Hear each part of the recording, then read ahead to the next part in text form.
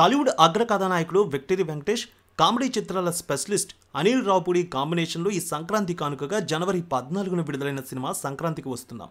కేవలం వారం రోజుల్లోనే 200 కోట్ల క్లబ్లోకి అడుగుపెట్టిన ఈ సినిమా 300 కోట్ల మార్క్ అందుకుంది. తాజాగా మరో రికార్డు దిశగా అడుగులు వేస్తోంది. ఈ నేపథ్యంలో సంక్రాంతికి వస్తున్నాం సినిమా 35వ రోజు కలెక్షన్స్ ఏ విధంగా ఉన్నాయో చూద్దాం.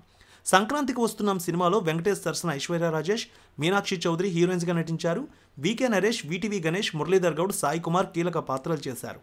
నటీనటుల రెమ్యునరేషన్, ప్రమోషనల్ ఖర్చులతో కలిపి ఈ సినిమా సుమారు 40 కోట్ల రూపాయల బడ్జెట్తో శ్రీ వెంకటేశ్వర క్రియేషన్స్ బ్యానర్పై ప్రముఖ నిర్మాత దిల్ రాజు నిర్మించారు.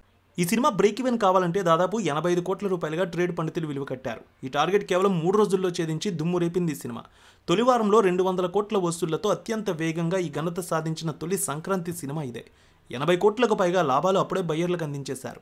ఏపీ, తెలంగాణతో పాటు నార్త్ అమెరికాలో కూడా ఈ సినిమా దుమ్ము రేపింది.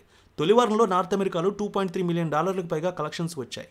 వెంకీ, అనిల్ రావుపూడి, దిల్ రాజు కాంబినేషన్లో అత్యధిక వసూళ్లు సాధించిన సినిమా ఇదే.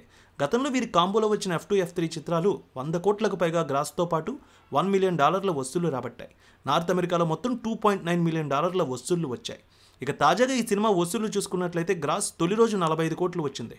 3 రోజులకి 106 కోట్ల రూపాయలు, 5 రోజులకి 160 కోట్ల రూపాయలు, వారంలోనే 200 కోట్లు దాటేసింది. ఇక 10 రోజులకి 240 కోట్ల రూపాయలు, 14 రోజులకి 286 కోట్ల రూపాయలు, 25 రోజులకి 317 కోట్ల రూపాయల వసూళ్లు వచ్చాయి. ఇక 35వ రోజు సుమారు 18 లక్షల రూపాయల కలెక్షన్స్ వచ్చినట్టు తెలుస్తోంది ఈ సినిమాకి. ఇప్పటికీ దాదాపు 170 నుంచి 180 సెంటర్లు ఈ సినిమా ఆడుతోంది. ఫ్యామిలీ ఆడియన్స్ నుంచి మంచి రెస్పాన్స్ వస్తోంది ఈ సినిమాకి. సినిమా విడుదలై నెల రోజులైనా కొన్ని చోట్ల ఆక్యుపెన్సీ 22 నుంచి 25% కనిపిస్తోంది. ఈ సినిమా విడుదలైన తర్వాత ఇప్పటివరకు 7 సినిమాలు వచ్చాయి. అయినా ఈ సినిమాకు ఆక్యుపెన్సీ బాగానే కనిపిస్తోంది. రీజనల్ లాంగ్వేజ్లో అత్యధిక కలెక్షన్స్ తీసుకొచ్చిన సినిమాగా కూడా టాలీవుడ్లో ఒక రికార్డు క్రియేట్ చేసింది. అత్యంత వేగంగా వసూళ్లు వచ్చిన వాటిలో. ఇక ఈ ఏడాది ఇంత ఘన విజయం రావడంతో వచ్చే ఏడాది కూడా అనిల్ రావుపూడి, వెంకటేష్, దిల్ రాజు వీరి ముగ్గురి కాంబినేషన్లో సినిమా రావాలని, మంచి స్టోరీతో సినిమా చేయండి అంటూ ఫ్యామిలీ ఆడియన్స్ కూడా కోరుకుంటూ ఉన్నారు.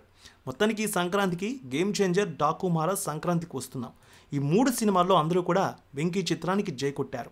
మరో 10 రోజుల పాటు ఈ సినిమాకి తిరుగులేదంటున్నారు వసూళ్ల పరంగా.